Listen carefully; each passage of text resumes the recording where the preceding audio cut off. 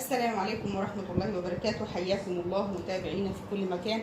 حبيباتي، الفستان دوت عجبني فقلت اوريلك القصة بتاعته. هو سهل وبسيط مع انه فيه اكتر من قصة. الجزء الداخلي دوت اللي هو في المنتصف دوت تقريبا يشبه البرنسز. هنا عند تحت الباط في قصه للوسط، وهنا في كمان كسر. وطبعا الموديل دوت تحفه جدا للاطفال وللانسات، هيبقى على الانسات جميل جدا وهيبقى شيك وقيم. تعالي كده نشوف احنا هنعمل الموديل دوت ازاي بدون باترون. هعمل كده، هاتي اي تيشيرت من عندك او اي فستان من عندك، اي حاجه هترسمي بيها. اتفقنا خلاص ورسخنا القاعده مع بعض. هتجيبي اي تيشيرت حتى لو كان صغير اهو، هجيب تيشيرت صغير ايا مكان وهكبر وهرسم الجوانب بتاعته وهحدد الباط والكتف والرقبه وكل دوت احنا عارفينه. ده تيشيرت ايا مكان التيشيرت او الفستان اللي هتطبقي عليه. انا عايزه هنا اعرف بعد ما عملت الكتف، هجيب القلم اهو، عملت الكتف وعملت الباط وعملت الجوانب، الطول الكامل اللي انا محتاجاه. خلاص خلص التيشيرت كده وهحطه كده على جنب. تمام. بعد ما عملت كده ادي الباط اهو،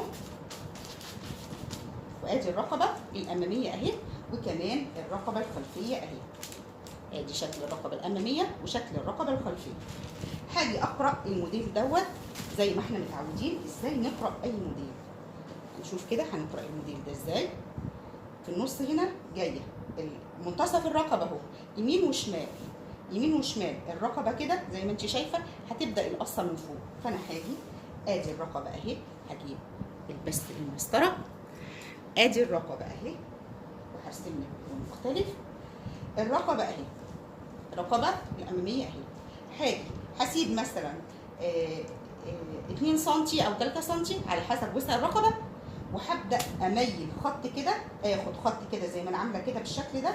هعمل خط كده بالشكل دوت لنهايه الديل على نفس المستوى، على نفس ميله الخط. شايفه انا عملت اهو. ممكن هنا لو حضرتك حابه تقولي مثلا انا عايزه القصه دي يكون عرضها 4 اصابع، انا عايزه القصه دي يكون عرضها 4 اصابع او مثلا 10 سم.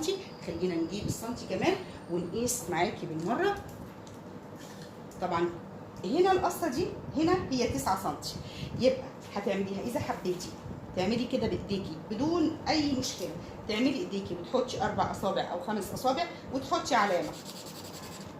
طبعا لما البنت بتكبر هتبقى انسه، لو انسه هتلبس الموديل دوت معناها ان انا هقيس محيط البطن، هقيس البطن من هنا، هقيس حاجه عند البطن بالظبط تحديد، وهشوف بالتقريب انا عايزه القصه ديت من فين لفين، وهقيس على وسط البنت. هقيس على وسط البنت انا عايزاها من فين لفين. خلاص عملتها كده.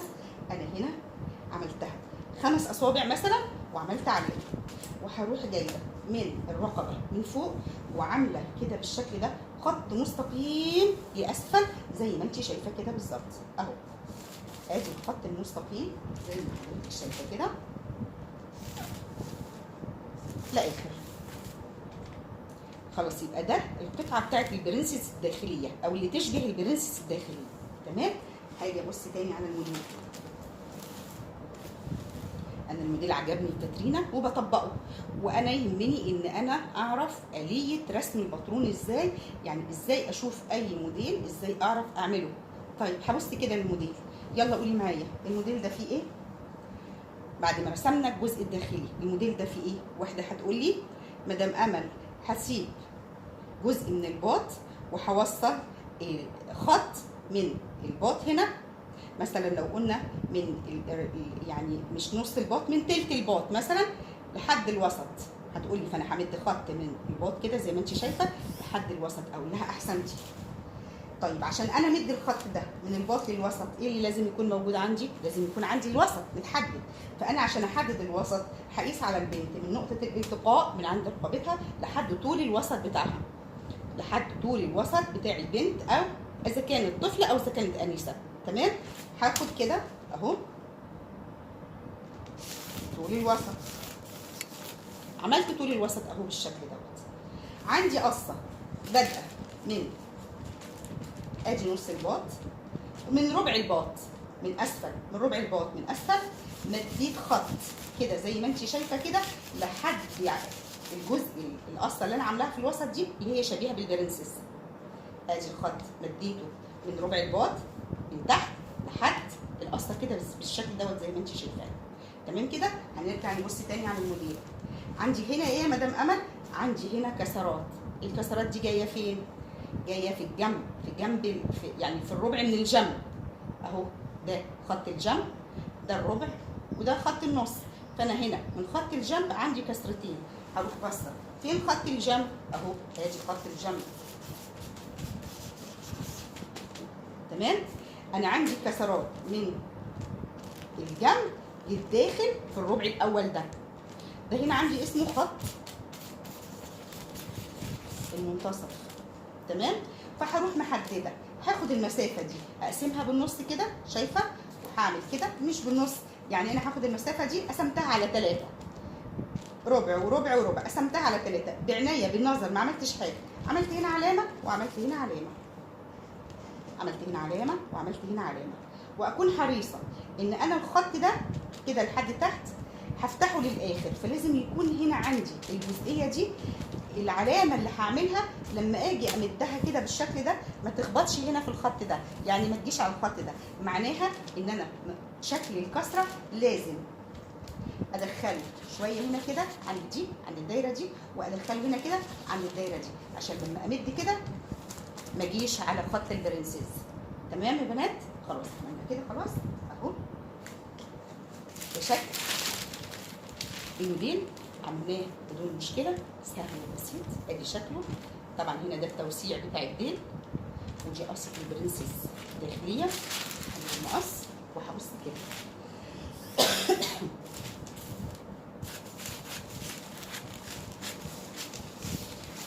طبعا خلينا اقول معلومه هنا كمان، معلومه جوهريه يعني. هنا انا اخدت توسيع الديل من تحت، توسيع الديل من تحت من الباط للديل. طب افرضي يا مدام امل انا مش عايزه اعمل زي انت ما عملتي كده، انا عايزه اكسم الوسط، وهو ده اللي لازم يكون، لازم الوسط يكون متكسم. يبقى ايه الحل هنا؟ الحل ان انت حضرتك هتقيسي مقدار الوسط، هتجيبي ربع محيط الوسط. الوسط اهو هتروحي نازله بخط مستقيم من الباط بالشكل ده كده. شايفه عملت ايه؟ خط مستقيم من الباط ده، معناها ان انا عملت ايه؟ ان انا كسمت الوسط. واروح طالعه بالخط كده بقى كده فوق اهو، واطلع من الوسط ده اللي انا عملته ده لحد الديل. يبقى انا عندي اليتين، عملت الاولى صح مش خطا، عملت الثانيه اظبط واحسن. تمام. اجي اعمل كده تاني. وصلت المعلومه دي؟ هاجي بقى اعمل انا هنا احدد الخصر اهو عشان اعمل صوره طبق الاصل من الفستان. حددت الخصر اهو كده بالشكل ده. هشيل الباط اهو كده. ادي الكتف وادي الرقبه الخلفيه. احسنتي. طيب لما اجي افتح الفستان هيبقى ده شكله صح. انا عملت على ورقه ديت على مقسومه بالنص عشان تشوفي شكل الفستان. ده شكل الفستان الاصلي. انا هبدا بقى اشرح الفستان ده واشوفه هو هيتعمل ازاي. فهروح زي هنا كده. انا هنا عندي ايه؟ عندي القصه اللي فوق وعندي القصه دي. خلينا نكتب عنها. يبقى لو قلنا ان القصه دي رقم 1 هتبقى القصه دي رقم 2، هتبقى دي رقم 3. تمام كده؟ دي رقم 1 رقم 2 رقم 3، لان القصات دي لازم هتخش في بعضها بعدين. فانا هعمل كده، هقص القصه بتاعت البرنسيس اهي شبيهه بالبرنسيس. الموديل ده هيبقى حلو قوي للانسات كمان. وهعمل كده.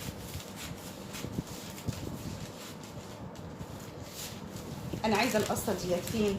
عايزاها لفوق لاعلى للرقبه الخلفيه، لان انا هقص الاثنين مع بعض، فانا هرفعها لحد الرقبه الخلفيه اهو. تمام كده، وهفصلها. ادي شكل القصه بتاعتي اللي هي قصه البرنسس الداخليه. تمام. هنا كده بالشكل ده، هنرفع ده كده، هنطفي بس المروحه.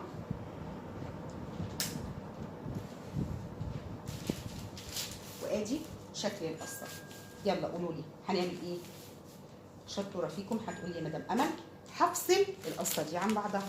صح، احسنتي. اهي هفصل القصه دي كده بالشكل ده اهي، وهيبقى عندي، شوف كده الفستان اهي، القصه اللي انا قصيتها دي اللي انت شايفاها دي، اللي هي الجزئيه دي الداخليه دي، وضحت؟ القصه دي الداخليه دي، عندي الجزء ده بقى اللي انا هقصه كمان. طيب هبدا اشتغل تاني اهو، يبقى انا مش عارفه معاكم وبشوف الفستان معمول ازاي. عندك هنا كمان القصه الاولى، شايفه القصه الاولى دي كمان هتتفصل، فانا هفصل القصه دي كمان اهي، اللي هي بتاعت الوسط كمان اهي.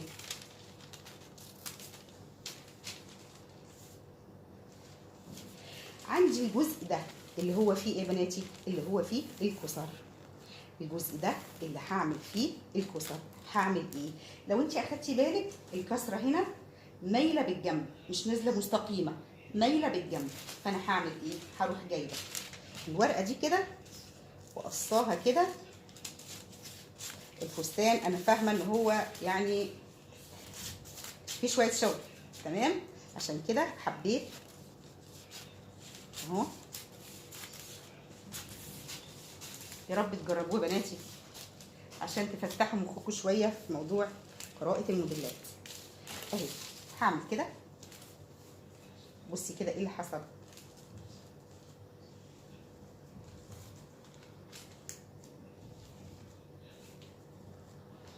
ده الشكل العام. ايه هو الشكل العام ده اللي انتم مش عارفين تقرأوه دلوقتي؟ ايه هو عباره عن ايه؟ عباره عن القصه اللي فوق اهي، القصه الجانبيه، فتحت الشريطه دي اللي هي تحت اللي انا هعمل فيها الكسر، فتحت الشريطه دي بمقدار الكسر. انا عايزه اعمل كسر 10 سم عشان لما اقلبها يكون عرضها 5 سم، فانا هعملها كده، هسيب هنا 10 سم وهسيب هنا 10 سم وهبدا اشتغل الكلام دوت. طيب خلينا نعمل ده سريع معاكي. يبقى انا هجيب قماشه اهي بالطول ده، ادي القماشه اهي، وهعملها كده، ادي القماشه اهي كده بالشكل ده، هسيب هنا كده وهسيب هنا كده بالشكل ده، وهجيب القلم وهعلم هنا واعلم هنا واعلم هنا واقفل الجزء ده كده. تمام كده اهو، وهقفل دي كمان بالشكل ده، وهاخد الطول بتاعي اي مكان اهو. طيب ايه اللي هيحصل؟ هسيب هنا، انا بعمل كده القماشه بنات ها اهو، وهعمل كده وهاخد كده وهقص كمان 1 سم من الجنب.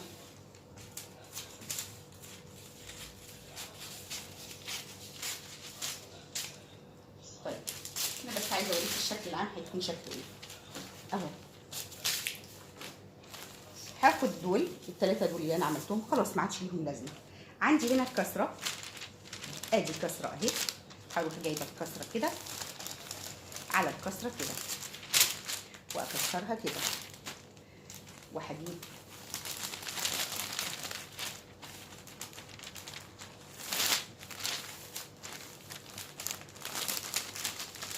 كسره اهي وهعملها كده.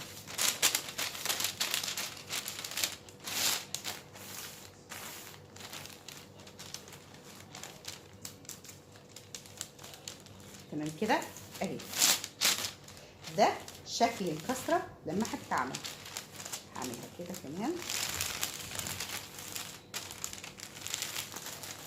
وهحط الكسره ديت، يبقى انا خلاص حاجه اركب بقى الجزء ده، هركبه في ده انا ارفع الكاميرا شويه عشان تشوفوا. هركب الجزء ده في ده، نعلم ده عشان يبان.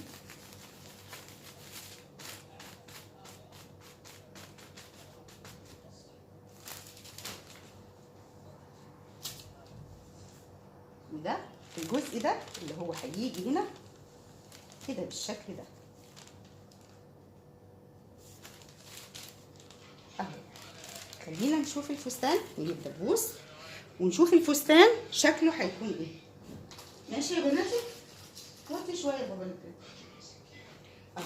هعمل كده، هحط دي كده واحط دي كده، وادي القصه وادي القصه اهو. وده شكل الفستان، وده الطول العام من تحت.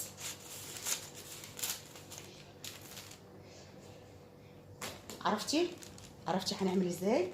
ادي قصه البرنسز. هنشوف الشكل اللي احنا عملناه ده بقى ايه اهو. احنا دلوقتي بنعمل الجنب، ادي الجنب اهو. بصي كده، نقربك شويه. بسم الله. الجنب اهو، قصه البرنسز اهي اللي جوه، القصه الاولى او اي مكان رقمها اهي. القصه دي اهي، دي مع دي، تمام. خلينا نشوف دي كده، دي كده، القصه دي جايه مع الكسر اهي.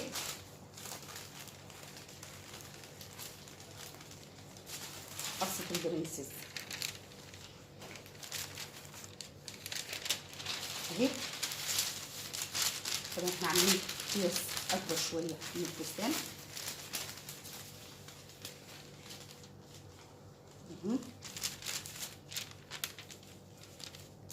قريتي كده القصه؟ شفتي؟